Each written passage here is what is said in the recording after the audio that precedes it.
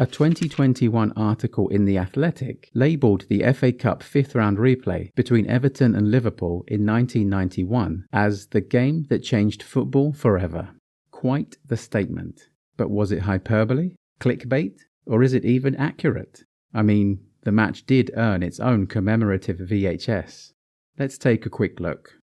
The first tie at Anfield finished goalless, so a replay took place on the 20th of February 1991 at Goodison Park. By the time the final whistle blew, it was an immediate all-time classic. But just as importantly, the match took place at a unique crossroads in English football history. Let's start with the TV coverage.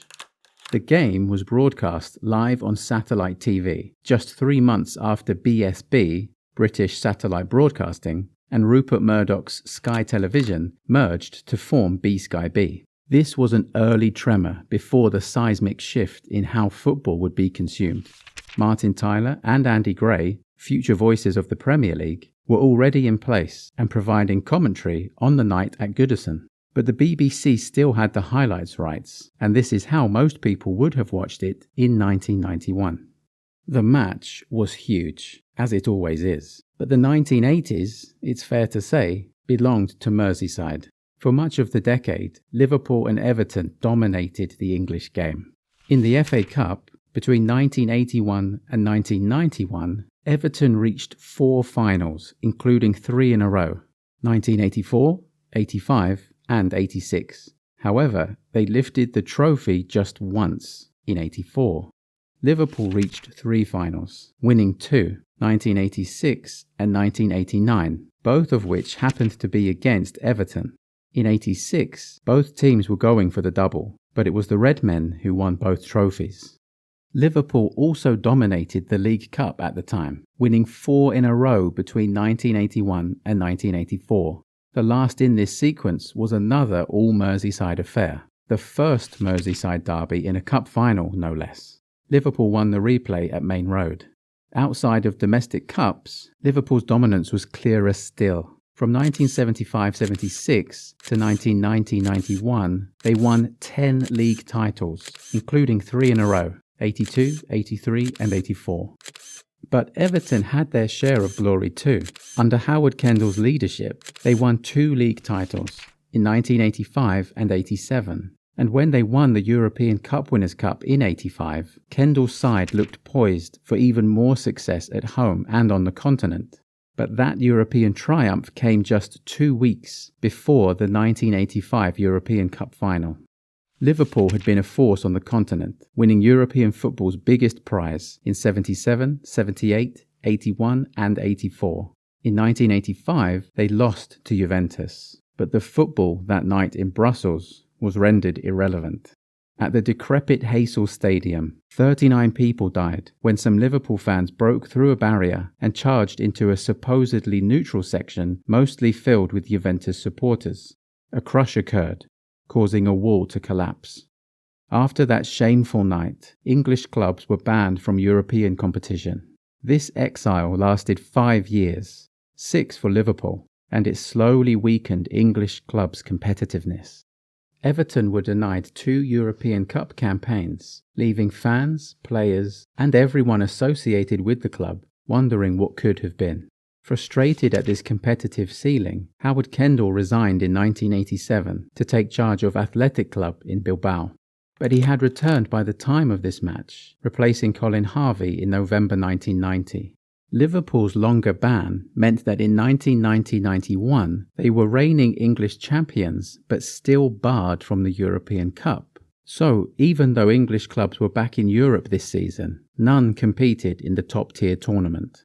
Arsenal's early exit in the 91-92 European Cup set the tone for the underwhelming English campaigns from Leeds United, Manchester United and Blackburn Rovers. It wasn't until 96-97 that an ascendant United began their march toward Champions League glory in 1999.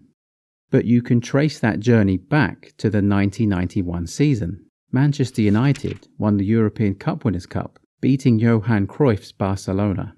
Barca would win La Liga that year, the next 3 after that, and the European Cup in 1992.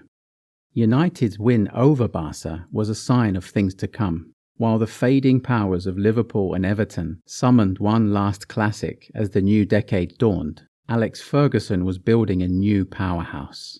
The axis of English football was shifting from Merseyside to Manchester. After this Goodison thriller, both clubs fell into a noticeable decline. Everton's fall was faster. In just 3 years, they needed a final day win over Wimbledon to avoid relegation. They had to rely on more last-day heroics in 98-99 to avoid the drop again, though an FA Cup win in 1995 offered brief respite. Liverpool's decline was slower, but it had started. In the previous year's FA Cup, they lost a semi-final classic to Crystal Palace. The Reds regained the lead in the 83rd minute, but instead of calmly closing the game out, they conceded in the 88th minute before losing in extra time. Many saw this as the first real crack in Liverpool's golden era. Even though they won 12 of their first 13 games as reigning champions the next season, the descent had begun. There were numerous reasons for this. The psychological toll of Hillsborough was profound and can't be overstated.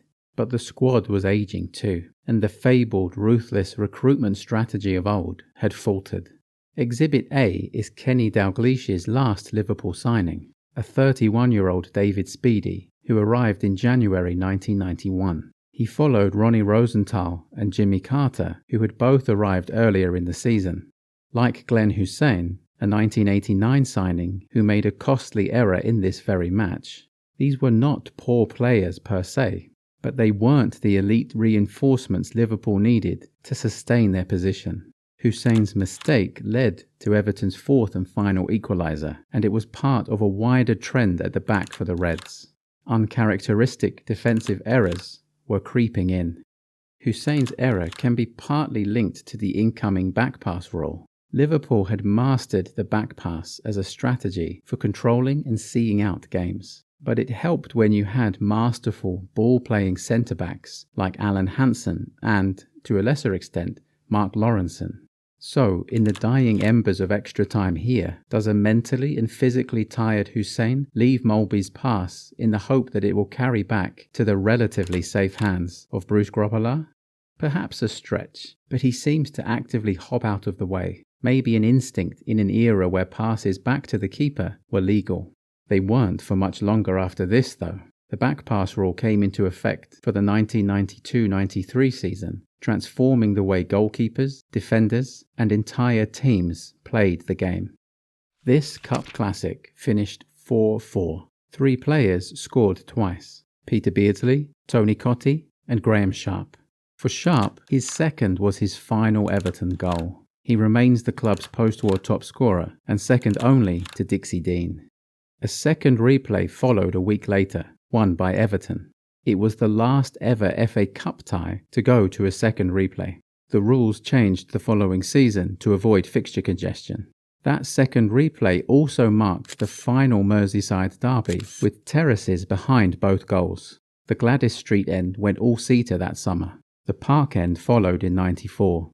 And the same was happening all over England as mighty old terraces were reduced to rubble. Football was changing, visibly and audibly, physically and culturally. But the biggest aftershock came just 2 days after the Wednesday night 4-4. Kenny Dalglish resigned. The club and Dalglish broke the news at a press conference on the Friday. The King had given everything he had. Managing Liverpool at this time was demanding enough, but even more so as a young player-manager taking the helm immediately after Haysel. Then, the Hillsborough disaster devastated Liverpool as a club and a city. Dalglish was a colossus during this time. He became more than a manager. He was a figurehead, a mourner, a community leader. He attended every funeral after Hillsborough. At one point, 4 in a day. Inevitably, this enormous burden took a huge toll on Dalglish. He started taking sleeping pills and broke out in shingles, for which he needed daily injections to ease the pain. He has also talked about his regret at becoming impatient and explosive at home. At the time of this game, he was near breaking point. This game, this wild, draining 4-4 draw, was the final straw. He has since said that his mind was already made up before the match. He was leaving sooner rather than later, regardless.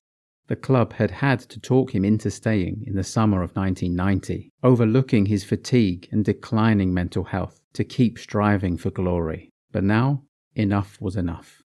During the game, when Liverpool led 4-3, Dalglish had wanted to move Mulby to sweeper to shore up the defence. Ronnie Moran and Roy Evans questioned the change. He hesitated. Everton scored. Dalglish fumed, but blamed only himself.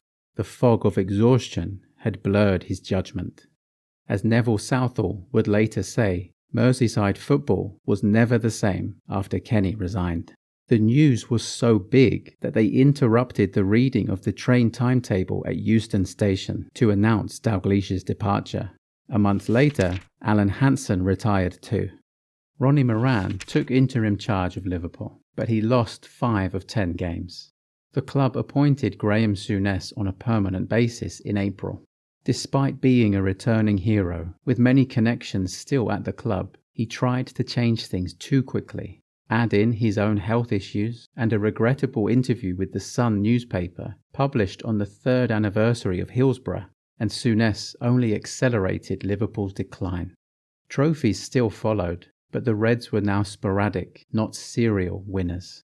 And one final detail. The West Ham vs Everton quarter-final in the next round, it was played on a Monday night, highly unusual at the time. It irritated fans who had to travel, but it was simply part of the FA Cup's TV deal at the time, and another hint of the Sky Sports era to come. In the wider football world, this match came just after the 1990 World Cup had revived national interest in the game, and prior to that, in 1989, the final day title decider between Liverpool and Arsenal, which was broadcast live on TV on a Friday night, had introduced, or reintroduced, football's inherent drama to a mainstream audience after the dark days of the 1980s. The Taylor Report was published in January 1992, marking the push for safer stadiums. Football literature and analysis were also on the rise. Pete Davis's All Played Out, The Full Story of Italia 90 was published late in 1990, and Nick Hornby's Fever Pitch would follow in 1992. Simon Cooper's Football Against the Enemy came 2 years after that in 1994. Football was becoming smarter, more marketable, more global. So, did that February night at Goodison change football forever?